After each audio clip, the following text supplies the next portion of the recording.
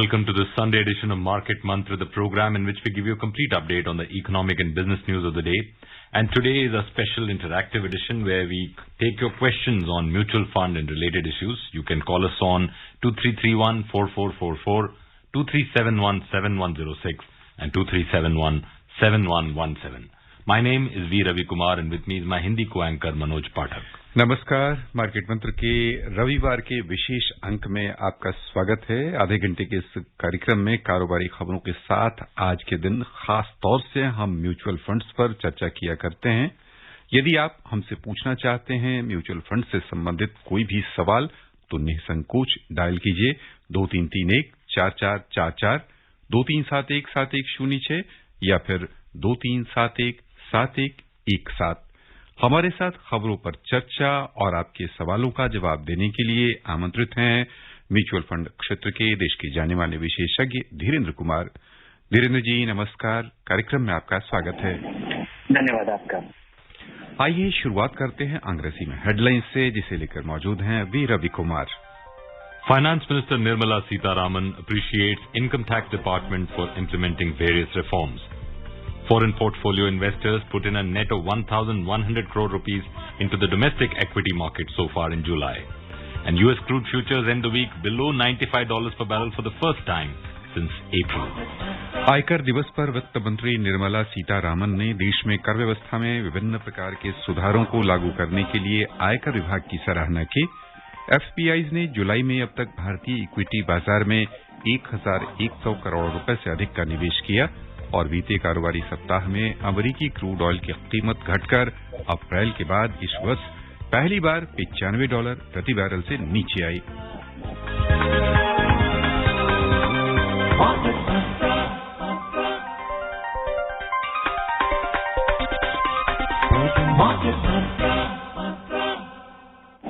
वित्त मंत्री निर्मला सीतारामन ने आयकर दिवस के अवसर पर आज देश की कर प्रणाली में विभिन्न प्रकार के सुधारों को लागू करने के लिए आयकर विभाग की सराहना की है। उन्होंने सरकार के उपायों को समर्थन देने के लिए करदाताओं की भी सराहना की। इस अवसर पर आयकर विभाग ने सहयोग और समर्थन के लिए सभी करदाताओं का आभार व्यक्त किया। विभाग ने करदाताओं से राष्ट्र को सुदृढ़ बनाने में योगदान जारी रखने की अपील की। भारत में आयकर प्रणाली के 150 वर्ष पूरे होने के उपलक्ष्य में वर्ष 2010 में आयकर दिवस की शुरुआत की गई थी। वर्ष 1860 में एक शुल्क के रूप में पहली बार आयकर लगाया गया था। उसी वर्ष 24 जुलाई को आयकर प्राधिकरण की शुरुआत हुई थी। आयकर दिवस के अवसर पर कर भुगतान को बढ़ावा देने और इसे नागरिकों के कर्तव्य के रूप में स्थापित करने के लिए देश भर में अनेक लोक संपर्क कार्यक्रम आयोजित किए जाते हैं। And our first caller for today is our regular caller from Greater Noida, SPS Jain. Jain sahab, welcome to Market Mantra. Please put your question. हाँ नमस्कार जी, मार्केट मंत्रा धीरेन्द्र कुमार जी को नमस्कार। हाँ पूछिए, सवाल पूछिए जैन साहब। जैन साहब आप जुड़े हुए हैं हमारे साथ?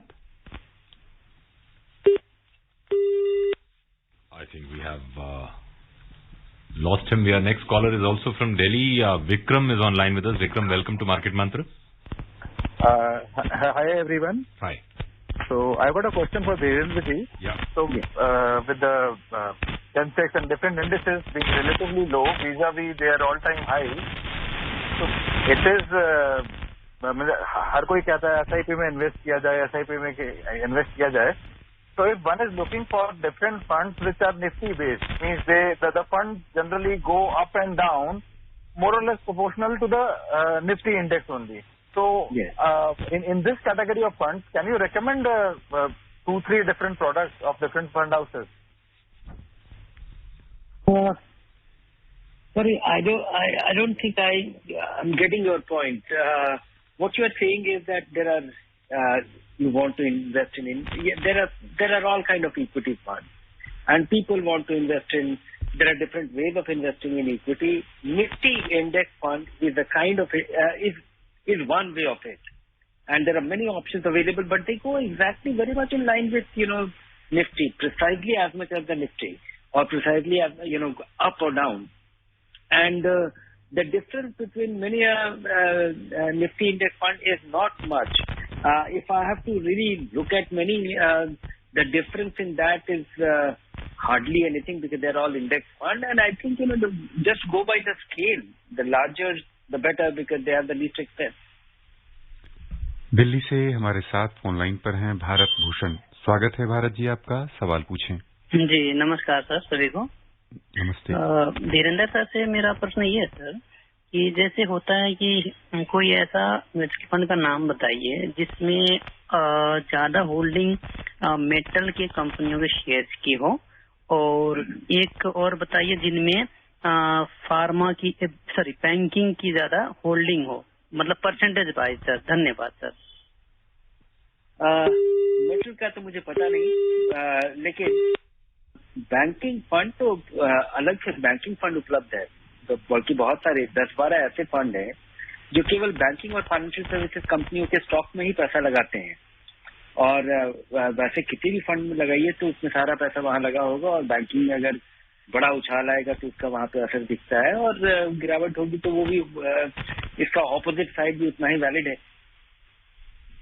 ग्रेटर नोएडा से हमारे साथ एक बार फिर लाइन पर जुड़ चुके हैं हमारे नियमित श्रोता SPS जैन। जैन साहब, स्वागत है आपका, सवाल पूछिए। जैन साहब लाइन पर हैं आप? हमें लगता है तकनीकी कोई समस्या आ रही है। जैन साहब लाइन पर हैं हमारे साथ। वरुण जी इस बीच लाइन पर हमारे साथ जुड़े हैं। वरुण जी दिल्ली से हैं, स्वागत है वरुण आपका, सवाल पूछिए। सर मेरा सवाल ये है, मैंने मोतीलाल ओसवाल नैस्डैक में पहले सिप में स्टार्ट किया था, मगर बाद में सिप बंद हो गया था। तो मेरा जो आज से तकरीबन 8-9 महीना पहले जो मेरा एवरेज जो इन्वेस्टमेंट है वो आज का डेट पे जो वैल्यू है वो बराबर है। मगर सर अभी मोतीलाल ओसवाल तो पैसा ले नहीं रहा है, मगर सर ये कोटक नैस्डैक में मैंने आपका सलाह से इन्वेस्ट किया था लास्ट टाइम, वो पैसा ले रहा है। तो सर अभी क्या मैं लमसम इन्वेस्टमेंट कर सकता हूँ सर? और मार्केट अभी गिरा हुआ है, ये मेरा प्रश्न था सर। जी हाँ, मुझे लगता है कि वो एक अच्छा विकल्प है, और चूंकि पैसा नहीं ले रहा है तो उसमें लगाना एक अच्छा विकल्प है। दूसरा कि ये शायद अच्छा मौका हो, और निवेशकों के लिए ये बहुत बड़ा डिसअपॉइंटिंग चीज रहा है, डिसएडवांटेजेस रहा है कि आपका लगाया हुआ पैसा और उसके बाद नैस्डैक में भारी गिरावट हुई, और जब वो गिरे हुए स्थिति में था तब आप पैसा नहीं लगा पाए, क्योंकि उस समय भारतीय निवेशकों के लिए पाबंदी लग गई कि वो पैसा नहीं लगा सकते हैं। तो कम से कम उतना वो 5-7 महीने का पैसा तो कम से कम आपको लगा ही देना चाहिए, जो कि पैसा लगता और नहीं लगा है और पहले की स्थिति से। और लेकिन एक चीज ध्यान रहे, नैस्डैक में जिस तरह का मोमेंटम देखा जा रहा था, उसके बाद करीब बड़ी गिरावट हुई। ये जो गिरावट है करीब 1/3 है, जिसके कि हम बिल्कुल भी उम्मीद नहीं थी। और मुझे लगता है कि ये जो लॉन्ग टर्म मीडियम टर्म जो आउटलुक है नैस्डैक की कंपनियों का, वो बिल्कुल बरकरार है। लेकिन यहाँ अभी भी शायद कुछ डाउन साइड हो बीच में, लेकिन अगर आप 5-7 साल की लगा रहे हैं तो मुझे लगता है कि बिल्कुल लगाना चाहिए। I think we finally have Mr. Jain with us. Mr. Jain, are you there with us? Mr. Jain, can you hear us? Hello. हाँ Mr. Jain, please put your question. हाँ जी हाँ, वीरेंद्र जी से नमस्कार। मेरा 30-40% डेट फंड में लगा हुआ है, जिसका पिछले 1 साल का रिटर्न 3% के करीब आया है। तो फ्यूचर में इसके डेट फंड के क्या प्रोस्पेक्ट्स हैं? क्या मुझे FDR पर वापस जाना चाहिए? 3% रिटर्न आया है, लेकिन अगर FDR में भी लगा होता तो इससे बहुत ज्यादा नहीं होता, और आने वाले समय में मुझे लगता है कि 1-2% जरूर इसके बढ़ने की संभावना है। और अभी आप देखें कि एक अच्छे क्वालिटी का डेट फंड में अगर सालाना रिटर्न देखें तो वहां पे ये ब्याज दरें बढ़ने की वजह से अब भले ही एक बार गिरावट हुआ हो, लेकिन उसके बाद तो वहां पे थोड़ा इम्प्रूवमेंट है रिटर्न में। मामूली रिटर्न की इम्प्रूवमेंट की आप उम्मीद रखें, और अगर आपको FDR में ही जाना है और लिक्विडिटी आपके लिए इश्यू नहीं है, तो एक नया जरिया आपके लिए उपलब्ध हुआ है। अब आप गवर्नमेंट ऑफ इंडिया बॉन्ड में सीधे तौर पर पैसा लगा सकते हैं। आरबीआई के जरिए। आइए चलें ठाणे, हमारे साथ हैं हमारे नियमित श्रोता गुरुनाथ। गुरुनाथ जी, स्वागत है आपका, सवाल पूछें।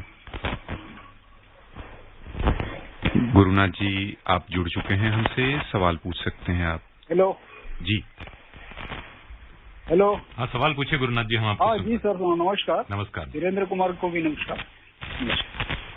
सर मेरा क्वेश्चन है सर, मुझे जो है 5 साल के लिए जो 1.5 लाख का मेरे पास अमाउंट है सर, ये मुझे मतलब क्या SIP के थ्रू से जाना चाहिए, और डेट और इक्विटी या बैलेंस आप क्या सजेस्ट करेंगे? क्या है आपके पास? रवि, आप सुन पाए ये क्या कह रहे थे? 5 साल के लिए क्या है इनके पास? नहीं, मैं भी नहीं सुन पाया उनका सवाल। गुरुनाथ जी, अगर आप दोबारा कॉल कर पाएं तो जरूर कॉल करें। हम तब तक चलते हैं हमारे अगले कॉलर की तरफ। अगले कॉलर से पहले let's also look at the FPI situation, और do we have a caller? So let's look at the FPI situation. After pulling out funds from stock markets, foreign portfolio investors turned net investors in the domestic markets, buying shares worth a net 1,100 crore rupees so far in July. According to depository data, foreign portfolio investors have infused a net 1,099 crore rupees into equities between July 1st and 22nd. Apart from equities, foreign portfolio investors have infused a net 792 crore rupees into the debt or bond market so far in July. Earlier in June, foreign portfolio investors had sold shares worth 50,145 crore rupees, which was the highest selling figure in a single month since March 2020. So far this year, foreign portfolio investors have withdrawn 2.16 lakh crore rupees from shares. Question that is there amongst a lot of callers, probably some of them not able to get through to us, is about a very marquee fund manager who has put in his papers in the week gone by, and he was managing almost 1 trillion rupees out of the 37 trillion rupees that the entire industry manages. A lot of people having questions, although those funds were not doing very well in the last few years, a lot of people having those questions, will it impact their investments if they had investments in those funds? The departure of a fund manager does not have a radical impact immediately, and people have time to think about it, because the portfolio that he has built will linger. Even there is a successor, he is unlikely to make some big changes overnight so that investors have a completely different experience of their fund. And yes, it is true that yes, there are a lot of lessons from he was the most experienced fund manager. He has managed some of these very large funds, very popular funds, and funds which have made a lot of money for investors. We have in our own program, people have been asking about HDFC equity, HDFC top 200, HDFC top 100, HDFC prudence, or we have come across investors that there are investors for whom the universe of investment was his funds only, the markets are cyclical and investment performance. And he has proved his mettle, but despite that, the finest of fund manager cannot be right all the time on an annual basis as you expect. But while at his departure, it is, I think, a very clear thing. Look at the double-digit return, close to 20% return in all his funds of 20-year holding period, which is quite remarkable, and I think it is a message for investors that hold it for the long term. And despite the bad times, despite the lean times, despite not being lucky, and if you entrust your money to somebody thoughtful, things are really getting taken care of in the long run. Next caller is from Mumbai. Pankaj is online with us. Pankaj, welcome to Market Mantra. Please put your question. Hi, good evening. Good evening. I want to know, is it advisable to select funds according to the market conditions? And in the current scenario, would you advise to switch or maybe start a new kind of mutual fund which will be which will give better returns since the market are more uncertain now, because you never know which way they will head in the near future? Thank you. I completely agree. Your second part, that you don't know markets are headed where in the short run, nobody knows. And that is why it is very difficult it is nearly impossible to design a strategy which will follow what is going to happen immediately or what is happening currently. Because today you do something that, okay, with an understanding that, okay, this is the likely scenario or this is the likely situation and things will change tomorrow morning. That is why investors should entirely focus on what is controllable, what is in their hands.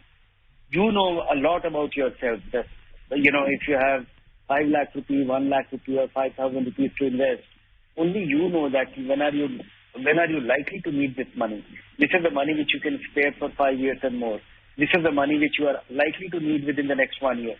And choose your vehicle accordingly. And don't try to be opportunistic with your initial set of investments.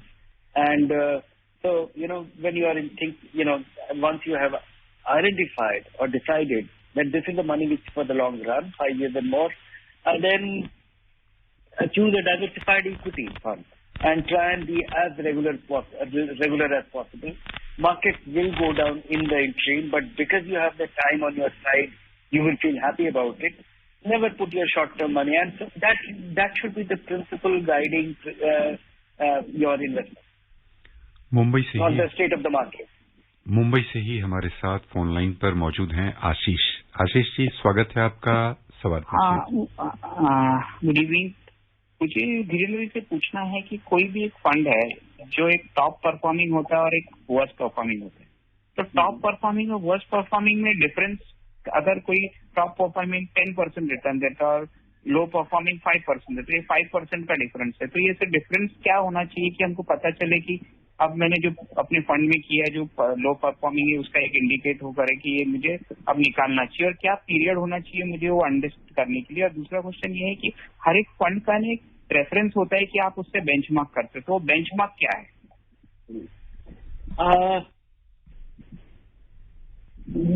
Under performance और over out performance कितना होगा और कब आप पैसा निकाल लें, मुझे लगता है कि किसी भी इक्विटी फंड के लिए आपको कम से कम 2 साल समय देना चाहिए और ज्यादा समय देना चाहिए। 3 साल के समय में एक फुल मार्केट साइकिल रिफ्लेक्ट होगा, और इस अवधि में अगर और ये गेस कर पाना कि ये वर्स्ट परफॉर्मिंग है या बेस्ट परफॉर्मिंग है, कम से कम देखिए कि टॉप 25% में आ जाए, कम से कम फर्स्ट हाफ में हो जाए, क्योंकि ये गेस कर पाना कि बेस्ट परफॉर्मिंग फंड में ही आपका पैसा लगा रहे ये असंभव है। अगर आप कोशिश करके अगर ये आपके लिए संभव हो पाता है कि आप ऊपर वाले 10% या 25% फंड में है, तो मुझे लगता है कि उसका ओवरऑल एक्सपीरियंस आपके लिए काफी रिवॉर्डिंग रहेगा। बेंचमार्क क्या होता है? जब भी कोई भारत में म्यूचुअल फंड लॉन्च होता है तो कानूनी प्रावधान है कि उन्हें पहले ही निर्धारित करना होता है कि आपका बेंचमार्क क्या है, क्योंकि एक्टिव फंड में फंड कंपनी का ये एंडेवर होता है, ये कोशिश होती है कि वो उस सेंसेक्स हो या निफ्टी हो या BSE 500 हो, अलग अलग इंडेक्स हैं, उनको बीट कर पाए और उससे उसकी तुलना की जाती है।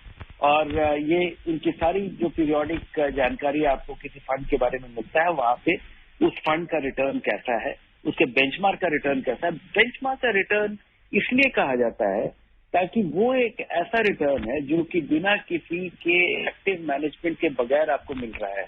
आपके पास आज चॉइस है कि आप किसी निफ्टी के फंड में निफ्टी में पैसा लगा दें या सेंसेक्स में पैसा लगा दें। बहुत सारे ऐसे बेंचमार्क उपलब्ध हैं, ऐसे भी बेंचमार्क हैं जिनको कि बेंचमार्क बनाया गया केवल फंड की तुलना के लिए, लेकिन उसमें पैसा नहीं लगाया जा सकता है। और डेट फंड के जितने भी इंडेक्स हैं करीब करीब ऐसे ही हैं, उनमें पैसा लगाना बड़ा मुश्किल है, खासकर उस तादाद में कई बार ऐसा लगाना मुश्किल है। लेकिन ये एक कानूनी स्पेसिफिकेशन है जिसको मान करके हर एक फंड के लिए एक बेंचमार्क स्पेसिफाई किया जाता है। Gurunath from Thane has joined us again. Gurunath, we couldn't hear your questions. Please put your question again. Gurunath, you are live with us. Please put your question again. लगता है फिर उनका संपर्क हमसे छूट गया। एक नए श्रोता हमारे साथ फोन लाइन पर प्रयास कर रहे हैं। हम खबरों का सिलसिला आगे बढ़ाते हैं, फिर चर्चा करेंगे उनसे। Let's look at the oil market. The U.S. crude oil prices ended the week below $95 a barrel for the first time since April, after the European Union said it would allow Russian state-owned companies to ship oil to third countries under an adjustment of sanctions agreed by member states this week. So US crude futures ended the week at $94.7 a barrel, declining over 1% over the week, but Brent crude futures closed the week at $103.2 a barrel, posting modest weekly gains.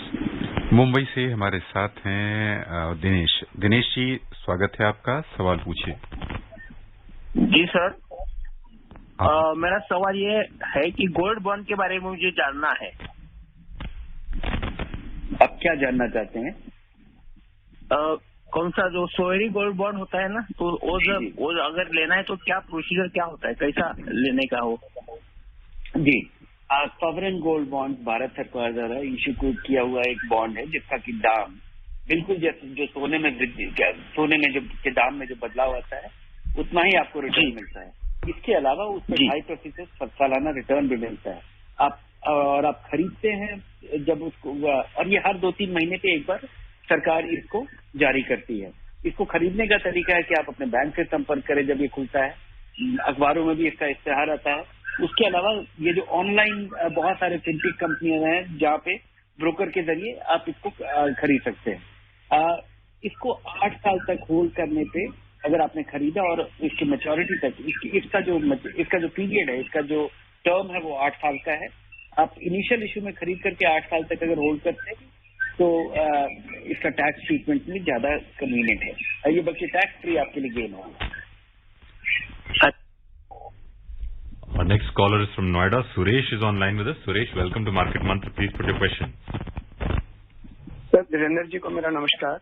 Sir, मेरा प्रश्न है कि मैंने आज से कुछ साल पहले HDFC के 3 फंड जो हैं, HDFC इक्विटी, HDFC टॉप 100 और HDFC बैलेंस एडवांटेज फंड में कुछ पैसे लगाए थे। तो पिछले कुछ सालों से तो ये कुछ ठीक नहीं कर रहा था, लेकिन ओवरऑल रिटर्न पिछले 10 साल में मुझे लगभग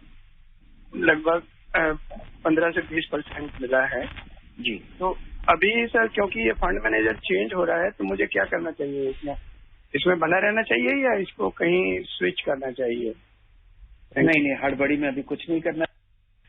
मेरी आपको 2 सलाह होगी। एक तो कि अभी हड़बड़ी में कुछ मत कीजिए, और दूसरा कि अगर आपका सारा पैसा इन्हीं तीनों फंड में लगा हुआ है तो कुछ पैसा जरूर निकाल लीजिए, क्योंकि ये आपका सारा पैसा है इन 3 फंड में। क्योंकि आपने देखा होगा कि जब ये फंड अच्छा नहीं कर रहे थे तो तीनों ही अच्छा नहीं कर रहे थे तुलनात्मक तौर पर।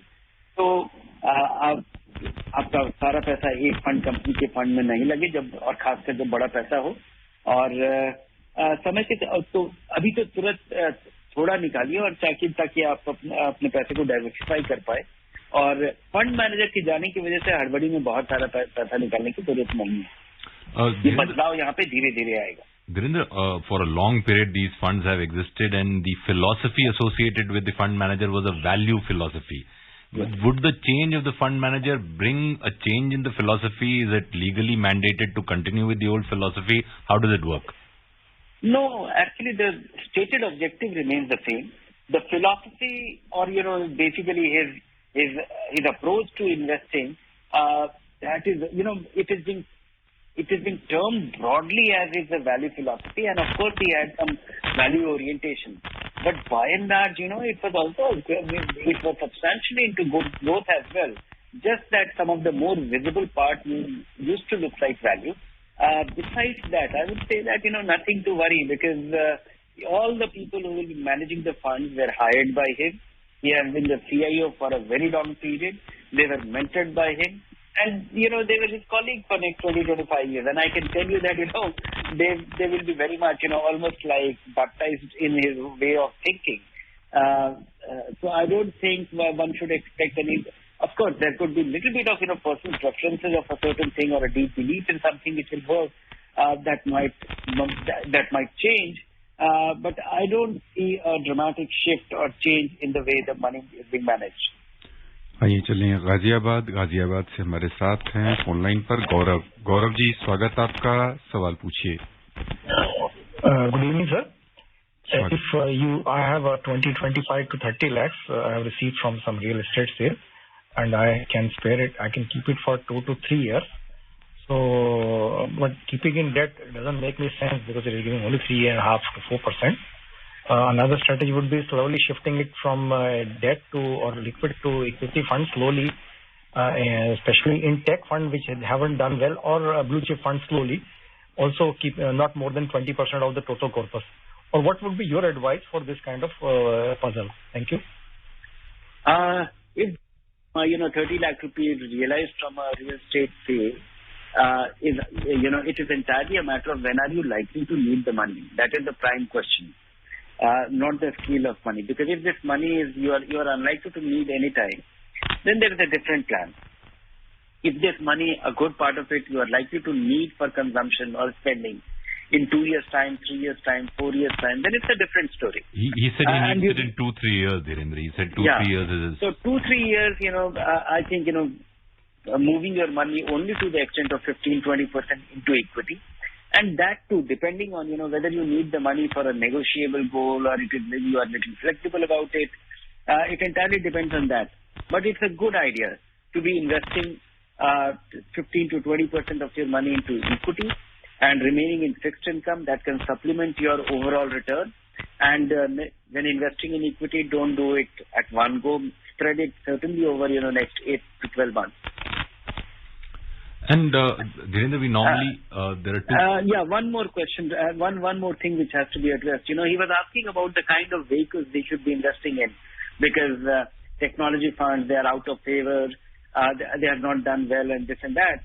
I would say that keep it simple. Be into diversified equity vehicles. Choose a good fixed flexi-cap fund and move your money to the extent of 15-20% only in that fund, which is well spread. Right. Dhirendra, typically if you look at two kinds of investors, one who's somebody who's a new investor and somebody who's seen 2-3 cycles of ups and downs. So if you look at these two categories, what are the two kinds of funds that you would recommend for these two categories right now, looking at the current market scenario? For psychological reasons, for anybody getting started, I would always suggest that, any investor should start with aggressive hybrid funds. Because riding the up cycle of the market is fine, but, they are just not able to withstand the declining phase. And markets are always like that. They go up steadily up, and they fall very dramatically. The fall is always very steep in a brief period of time. So with that in mind, one should never be starting with an all equity vehicle. And rest of the investors, despite they are always looking for some opportunism, something which can help them ride up faster. But I think one should not negotiate on the basic rule of diversification, keeping it simple, and only depending on the scale, have multiple, few flexi cap funds and things like that. Only once your scale goes up, maybe supplement it with a small cap fund, but never have more than 4 or 5 funds. It adds no value. बस यहीं पर धीरेन्द्र जी, श्रोताओं की ओर से हम आपको बहुत बहुत धन्यवाद देना चाहेंगे. धन्यवाद आपका. Thank you, Dhirendra, for joining us live on this edition of Market Mantra and answering the questions of our listeners. And thank you to our listeners for calling and taking part in this program. Before we close this edition, a reminder of the headlines. Finance Minister Nirmala Sitharaman appreciates the Income Tax Department for implementing various reforms. Foreign portfolio investors put in a net of rupees 1,100 crore rupees in the domestic equity market so far in July. And US crude futures end the week below $95 per barrel for the first time since April. That's all that we have in this edition of Market Mantra. Namaskar. Market Mantra.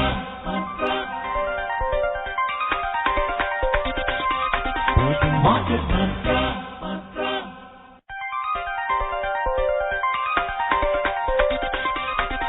Market Mantra.